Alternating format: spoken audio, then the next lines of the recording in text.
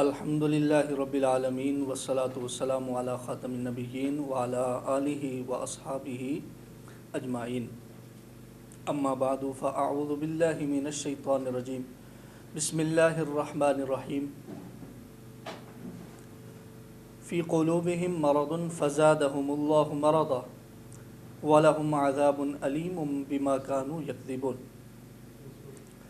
وَإِذَا قِيلَ لَهُمْ لَا تُفْسِدُوا فِي الْأَرْضِ قالوا انما نحن مصلحون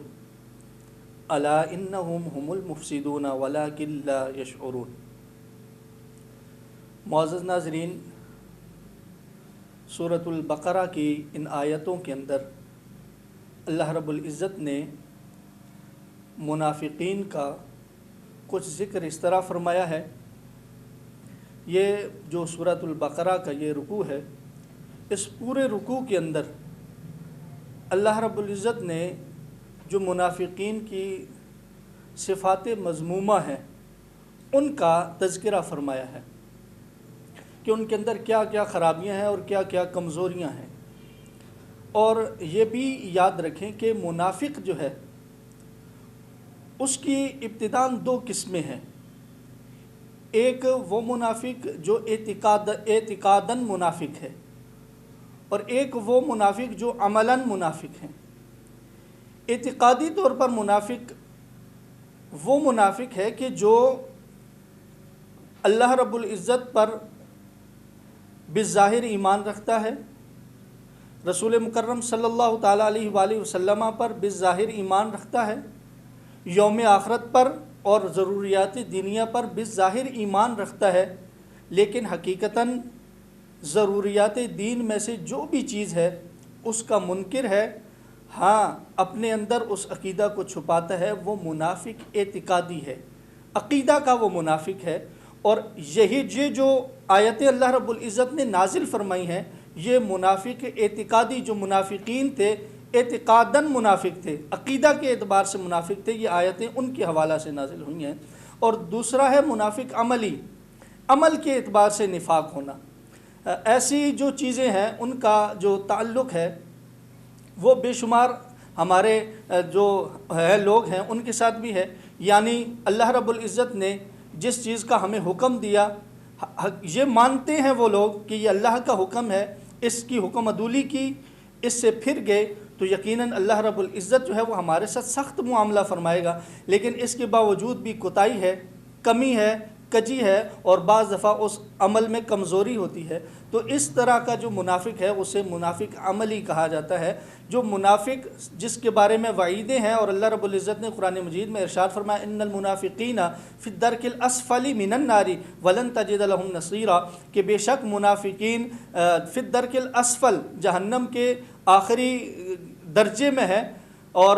ولن تجد لهم نصیرا، ہرگز وہ وہاں پر مددگار نہیں پائیں گے۔ تو یہ وعیدیں اس منافق کے لیے ہیں کہ جو منافق اعتقادی ہے۔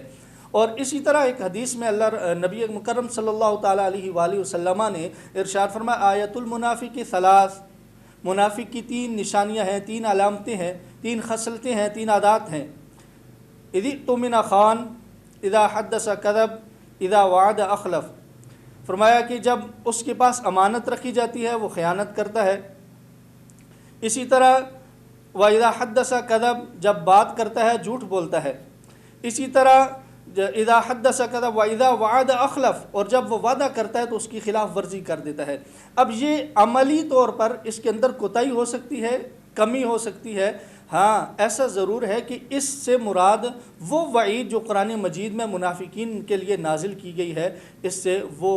وعید مراد نہیں لی جائے گی، کیونکہ یہ عملاً کوتاہی ہے، اور جو اعتقاداً کوتاہی کرے گا اس کے لیے وہ ساری وعیدیں ہیں جو اللہ رب العزت نے قرآن مجید میں ارشاد فرمائی ہیں۔ جس طرح کہ اللہ رب العزت نے فرمایا ان المنافقین یخادعون اللہ وهو خادعهم وَإِذَا قَامُوا إِلَى الصَّلَاةِ قَامُوا كُسَالَىٰ يُرَاءُونَ النَّاسَ وَلَا يَذْكُرُونَ اللَّهَ إِلَّا قَلِيلًا مُذَبْذَبِينَ بَيْنَ ذَلِكَ لَا إِلَٰهَ هَٰؤُلَاءِ وَلَا إِلَٰهَ هَٰؤُلَاءِ۔ تو اس آیت میں اللہ رب العزت نے ایک ان کی اور مزید جو ہے وہ خصلت مذمومہ جو ہے اس کا ذکر فرمایا فی قلوبہم مرض، ان کے دلوں میں مرض ہے، فزادہم اللہ مرضا، پس اللہ رب العزت نے ان کی اس مرض کو بڑھا دیا۔ وَلَهُمْ عَذَابٌ علیم، ان کے لیے دردناک عذاب ہے، بما كانوا یکذبون، وجہ اس کی یہ ہے، سبب اس کا یہ ہے کہ وہ جھٹلاتے تھے، وہ اللہ رب العزت کی آیتوں کو، اللہ رب العزت کی نشانیوں کو، اللہ رب العزت نے جو ان کے ساتھ جو رسول مکرم صلی اللہ علیہ وآلہ وسلم پر اتارا ہے، اس ہر چیز کا کسی نہ کسی میں سے انکار کیا کرتے تھے۔ اب اس آیت میں اللہ نے فی قلوبہم مرض، یعنی ان کے دلوں میں بیماری ہے، ان کے دلوں کے اندر مرض ہے، اور یہاں پر اس بیماری کا تعلق اللہ رب العزت نے دل کے ساتھ فرما دیا، یعنی بالظاہر ان کو مومن سمجھو گے، بالظاہر تم یہ سمجھو گے کہ یہ ایماندار ہیں، لیکن ان کے دلوں میں مرض ہے، کیونکہ اللہ رب العزت جو ہے وہ واللہ علیم بذات الصدور، وہ تو جاننے والا ہے ہر اس چیز کو کہ جو سینوں کے اندر موجود ہے، سینوں کے اندر پوشیدہ ہے۔ تو اللہ رب العزت نے ان کے دل کی بات بھی بتا دی کہ بظاہر یہ اپنے آپ کو مومن کہلواتے ہیں، اپنے آپ کو مومن سمجھتے ہیں، لیکن حقیقتاً مومن نہیں ہے، کیونکہ اس وجہ سے مومن ہو گئے۔ اب اسلام جو ہے اس کو غلبہ ہے، اسلام غالب ہے، اور ہمیں بھی مال غنیمت میں سے حصہ مل جائے گا، ہم بھی جو ہے وہ مقرب بن جائیں گے، ہمارے لیے بھی عزت ہوگی، ہماری ویلیو بڑھے گی۔ تو ظاہر ہے یہ دنیا کے منافع جو ہے اس کی وجہ سے یہ ایمان لے کر آتے تھے، لیکن حقیقتاً مومن نہیں تھے۔ تو اللہ رب العزت نے مرض کے ساتھ اس کو ذکر فرمایا ان کے دلوں میں مرض ہے، کیونکہ یہ حقیقتاً ایمان نہیں لے کر آئے۔ فزادہم اللہ مرضا، پس اللہ رب العزت نے ان کے مرض کو بڑھا دیا۔ وجہ یہ بنی کہ اللہ رب العزت نے ان کی مرض کو بڑھا دیا،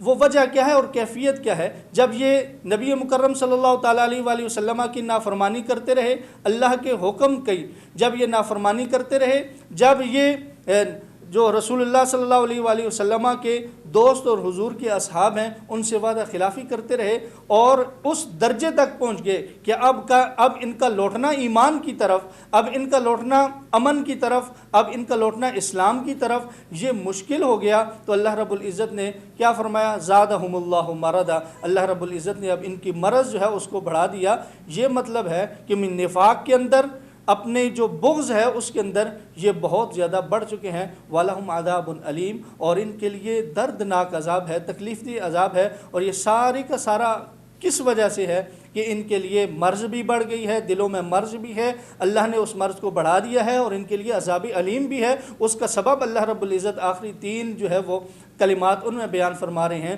بما کانوا یکذبون۔ وجہ یہ تھی کہ یہ جھٹلاتے تھے اس چیز کو جو نبی مکرم صلی اللہ تعالیٰ علیہ وآلہ وسلم ان کے سامنے بیان فرمایا کرتے تھے، اور رسول اللہ صلی اللہ علیہ وآلہ وسلم ان کے سامنے واضح فرمایا کرتے تھے۔ اگلی آیت کے اندر اللہ رب العزت نے فرمایا اذا قیل لهم لا تفسدوا فی الارض، جب کہا جاتا ہے ان سے لا تفسدوا فی الارض، تم زمین میں فساد نہ کرو، قالوا انما نحن مصلحون، وہ کہتے ہیں ہم سوائے اس کے نہیں، ہم تو اصلاح کرنے والے ہیں، ہم تو امن پسند ہیں، ہم تو اصلاح کرتے ہیں، ہمارا کام ہی اصلاح ہے۔ اب اس آیت میں بھی ایک غور کیا جائے تو یہ تعلیم ہے، ایک یہ کہ جو منافق ہوگا وہ یقیناً بالیقین اگرچہ وہ اصلاح کی کوشش کرتا رہے، وہ اصلاح نہیں کر سکتا معاشرے کی، وہ معاشرے کو درست نہیں کر سکتا، کبھی نہ کبھی ضرور بضرور اس کا جو نفاق ہوگا وہ معاشرے کے سامنے ظاہر ہو جائے گا، اس کا نفاق جو ہوگا وہ معاشرے کے سامنے آ جائے گا۔ اب جب اس کا نفاق معاشرے کے سامنے آ جائے گا تو پھر وہ لوگوں کے سامنے جو ہے وہ برہنہ ہو جائے گا، اور لوگوں کے سامنے اس کی حقیقت حال کھل جائے گی۔ اور دوسرا یہ کہ اللہ رب العزت نے یہاں پر ایک اس بات کی طرف بھی اشارہ فرمایا ہے لا تفسدوا فی الارض، یعنی جو منافق ہوگا کبھی بھی اس سے اصلاح کی توقع نہ کرنا، کبھی بھی اس سے درستگی کی یا ہدایت کی توقع نہ کرنا، کیونکہ لا تفسدوا فی الارض اللہ نے ان سے ارشاد فرمایا کہ تم فساد نہ کرو، یعنی یقیناً حقیقتاً یہی فسادی ہوتے ہیں، زمین کے اندر یہی جو ہے وہ فساد کرنے والے ہیں۔ قالوا انما نحن مصلحون، اب جب ان سے یہ کہا جاتا ہے کہ تم فساد نہ کرو، تم ایسے نہ کرو، اب دیکھ لیں کہ نبی مکرم صلی اللہ تعالیٰ علیہ وآلہ وسلم اب ان کا جو فساد تھا وہ کیسے تھا؟ مسجد قباء موجود ہے، وہاں نبی علیہ الصلوۃ والسلام کے صحابہ کرام نمازیں بھی پڑھتے ہیں، اور اسی طرح اور بھی مساجد موجود ہیں جن کو رسول مکرم صلی اللہ تعالیٰ علیہ وآلہ وسلم نے خود تعمیر فرمایا، لیکن اس کے باوجود انہوں نے اپنی الگ مسجد زرار بنانے کی کوشش کی۔ تو اس صورت میں وہ حقیقتاً کیا تھا؟ وہاں پر بھی اللہ رب العزت نے فرمایا وجہ ان کے مسجد بنانے کی کیا ہے؟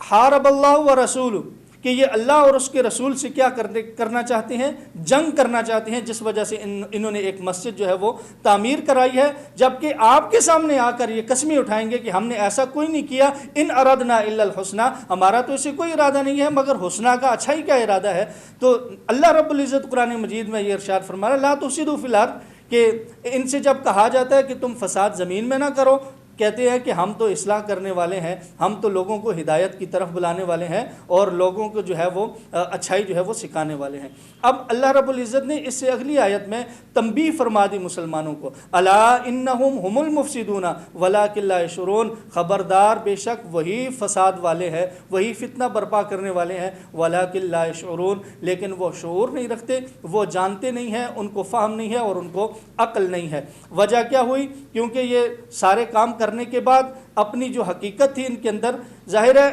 انسان عمل اس ہی چیز پر کرتا ہے اور اسی چیز پر کر سکتا ہے اور اسی چیز پر اس کو دوام حاصل ہوتا ہے کہ جو اس کے دل کے اندر موجود ہوتی ہے۔ جو چیز اس کے دل کے اندر موجود ہے اسی کے اوپر عمل ہے۔ اب ان کے دل کے اندر تو نفاق بھرا ہوا ہے، ان کے دل کے اندر رسول اللہ صلی اللہ علیہ وآلہ وسلم کی تکذیب ہے، اللہ رب العزت کی توحید کی تکذیب ہے، تو پھر اس صورت میں یہ مصلح کبھی نہیں ہو سکتے، بلکہ ہمیشہ ہمیشہ یہ مفسد ہی رہیں گے، ولکن لا یشعرون۔ لیکن اللہ رب العزت فرما رہے ہیں کہ ان کو بھی یہ شعور نہیں ہے، یہ بھی اپنے حال بھی یہی سمجھتے ہیں کہ ہم معاشرے کی اصلاح کرنے والے ہیں، معاشروں کو درست سمت کی طرف لے جانے والے ہیں، لیکن ان کو یہ شعور نہیں کہ یہی حقیقتاً فساد کرنے والے ہیں اور یہی حقیقتاً مفسد ہیں۔ معزز سامعین، یہ جو آیات ہیں یہ آخری رکوع، اس جو دوسرا رکوع ہے اس تک تقریباً یہ سارے کے سارے تذکرے اور سارے کے سارا جو اذکار ہے یہ منافقین کے لیے ہی ہے۔ اس سے اگلی آیتوں کے اندر اللہ رب العزت نے ان کی مثالیں بھی دی ہیں کہ یہ کس طرح کی ان کی کیفیات ہے۔ اللہ رب العزت سے یہ دعا ہے کہ اللہ رب العزت ہمیں قرآن مجید کا فہم عطا فرمائے اور جو وعیدیں نازل کی گئی ہیں اللہ رب العزت ہمیں ان سے محفوظ فرمائے، حقیقی مسلمان بننے کی، قرآن مجید کو سمجھنے کی اور رسول اللہ صلی اللہ علیہ وآلہ وسلم کی سیرت پر کامل اتباع عطا فرمائے۔ وما توفیقی الا باللہ رب العالمین۔